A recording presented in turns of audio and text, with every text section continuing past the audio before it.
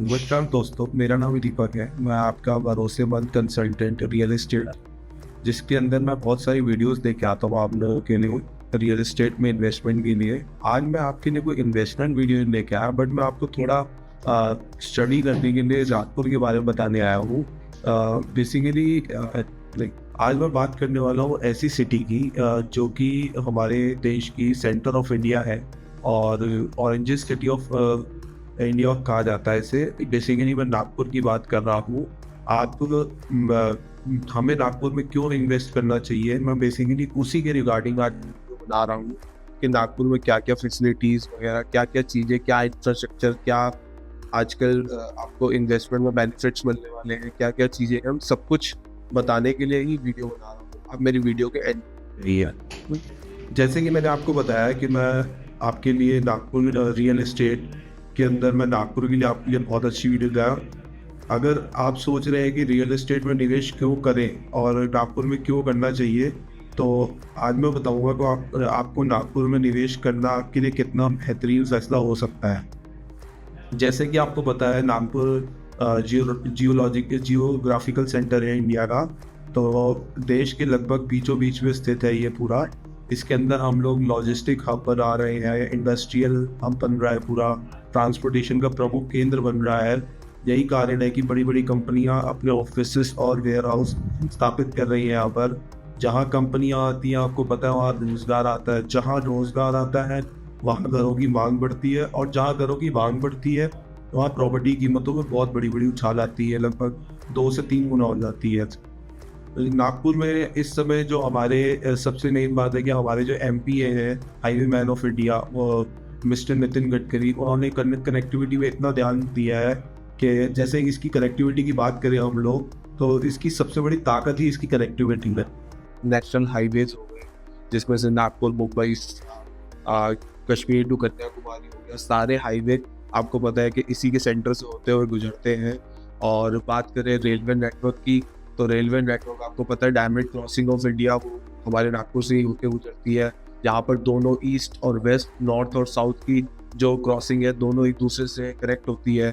Nagpur junction बहुत बड़ा railway station है, जिसके अंदर लगभग पूरे इंडिया की कनेक्टिविटी सारी जुड़ी हुई है। उसके बाद बात करते हैं मेट्रो लाइन की, तो यहाँ पर बहुत ही अच्छी मेट्रो इंफ्रास्ट्रक्चर बना दिया गया है। और इधर जो इंटरनेशनल एयरपोर्ट की बात करें तो बाबा भीमराव अम्बेडकर एयरपोर्ट है, यहाँ पर इंटरनेशनल एयरपोर्ट है।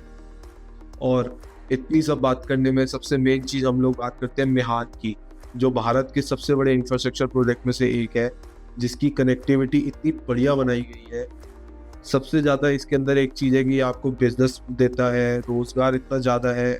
सबसे बड़ी बात हमारी जो रोज़गार को देखते हुए जो हमारी पॉपुलेशन है वो उसको उसकी डिमांड को पूरा करने के लिए यहाँ पर अगर रोज़गार आएगा तो प्रॉपर्टी की डिमांड बढ़ेगी। बात करते हैं मेहान की, तो मेहान एक बहुत बड़ा आईटी हब है।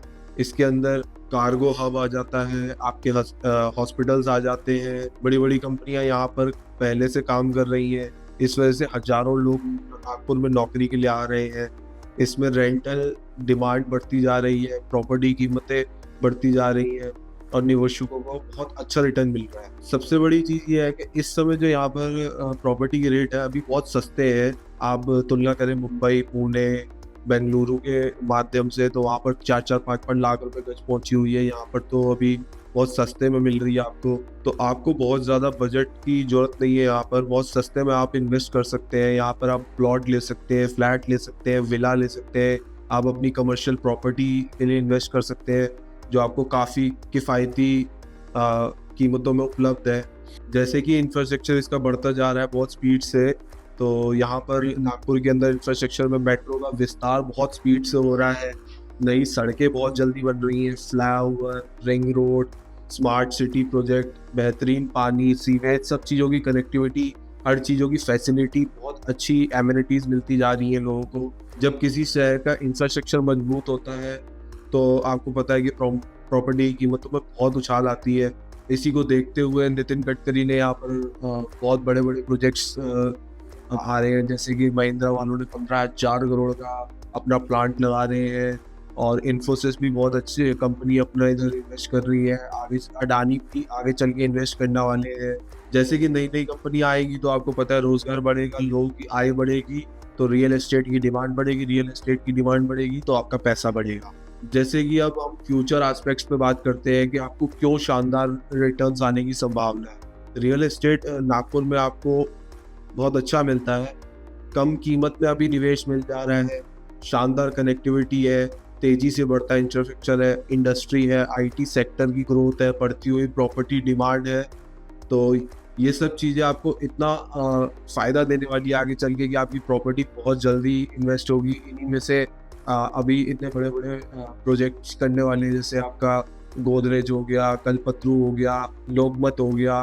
इनमें से कल्पतरू तो आपकी नागपुर मेट्रो बना रहा है, कानपुर मेट्रो बना रहा है, वो भी इंफ्रास्ट्रक्चर। तो इन सब के भी रेट्स जो है लगभग 3000 से 5000 स्क्वायर फीट चल रहे हैं, जिसकी आगे जाने की उम्मीद बहुत ज़्यादा है। मैं ये नहीं कह रहा हूँ कि अभी आप इन्वेस्ट करिए, आप नागपुर को समझिए, नागपुर क्या चीज़ है, क्यों नागपुर एक इतना बड़ा आपको आगे चल के ग्रोथ देने वाला है। जैसे कि आपको पता है कि नागपुर बहुत बड़ी सिटी है और यहाँ पर एग्रीकल्चर में संतरों का सबसे ज़्यादा व्यापार होता है। एग्रीकल्चर प्रोडक्ट्स है वो भी बहुत ज़्यादा इस समय ग्रोथ में बढ़ते जा रहे हैं। और लॉजिस्टिक्स जैसे आपको बताया मैंने कि इधर लॉजिस्टिक हब बनने वाला है, होल वर्ल्ड की कनेक्टिविटी आपको मिलने वाली है यहाँ पर। पूरे वर्ल्ड का सेंटर पॉइंट बनाया जा रहा है लॉजिस्टिक के लिए, कि जैसे अगर आप कहीं भी जा रहे हैं तो आपका जितना भी लॉजिस्टिक सामान होगा वो नागपुर के थ्रू पूरे वर्ल्ड में कनेक्ट करेगा, आपको कहीं से भी आपको मिल जाएगा। और बात करें हम लोग यहाँ पर समृद्धि सर्कल की, यहाँ पर जो सबसे बड़ा पूरे इंडिया का 18 एकड़ का समृद्धि सर्कल है जो पूरे इंडिया को कनेक्ट करता है, सेंटर पॉइंट ऑफ इंडिया कहा जाता है जिसे। समृद्धि सर्कल जो कनेक्ट करता है, यहाँ पर 6 लेन 8 लेन 4 लेन के बहुत बड़े बड़े हाईवे आपको कनेक्ट करते हुए दिख रहे हैं। जैसे कि आपको पता है मुंबई नासिक हाईवे इधर से कनेक्ट कर रहा है, आपको पता है। तो वो भी 6 लेन का है। पूरे इंडिया को कनेक्टिविटी सेंटर पॉइंट यही है। तो जितने भी दूर दूर सिटीज़ में जितने लोगों ने फैक्ट्रीज लगा रखी थी वो भी नासिक या आपका नागपुर आए जा रहे हैं, क्योंकि उनको लॉजिस्टिक और ट्रांसपोर्टेशन बहुत ईजी हो जा रहा है। बस बात करें अब इसकी स्मार्ट सिटी, तो इंडिया ने बहुत बड़े बड़े प्रोजेक्ट स्मार्ट सिटी के लिए यहाँ पर लॉन्च कर रखे हैं, आपको पता ही है। एजुकेशन हब बहुत बड़ा बनने जा रहा है ये, यहाँ पर बहुत बड़ी बड़ी हमारी यूनिवर्सिटीज़ लगने वाली हैं। तो यहाँ पर स्टूडेंट्स आएंगे तो डिमांड बढ़ेगी, फैमिलीज आएंगी तो इंफ्रास्ट्रक्चर चाहिए। तो आपको पता है कि इंफ्रास्ट्रक्चर में रियल एस्टेट कितनी अहम भूमिका निभाता है। तो इसी को देखते हुए नागपुर एक ऐसी सिटी है जो आने वाले टाइम में बहुत ग्रोथ करने वाली है। आपको पता ही है कि हाईवे मैन ऑफ इंडिया हमारे नागपुर से है। देवेंद्र फडणवीस जो सीएम है महाराष्ट्र के, वो नागपुर से है। मतलब आप सोचिए कि यहाँ पर आने वाला टाइम टोटल ग्रोथ का है और टोटल आपकी जो प्रॉपर्टी है वो 2 से 3 गुना होनी ही हो। यहाँ पर और भी बहुत सारी चीज़ें हैं, जैसे कि गोल्ड रिजर्व पूरे इंडिया का सबसे बड़ा सेंटर यहाँ पर है आरबीआई के थ्रू। और हमारा जो राष्ट्रीय सेवा संघ आरएसएस है उसका बहुत बड़ा जो पूरे इंडिया को कंट्रोल हेडक्वार्टर है वो पूरे इधर का है, जिधर से हमारे पूरे देश के प्रधानमंत्री और ये सब चुने जाते हैं, वो आरएसएस के थ्रू ही चुने जाते हैं। तो आप सोचिए नागपुर आने वाले टाइम में बहुत ग्रोथ के लिए एक जगह है। तो मैं ये नहीं कह रहा हूँ कि आप इन्वेस्टमेंट के लिए जाइए, बट मैं आपको ये कह रहा हूँ कि आप नागपुर पे ध्यान दीजिए, नागपुर पे देखिए एज अ इन्वेस्टर, क्योंकि नागपुर आने वाले टाइम पे बहुत अच्छी ग्रोथ करने वाला है आपके लिए।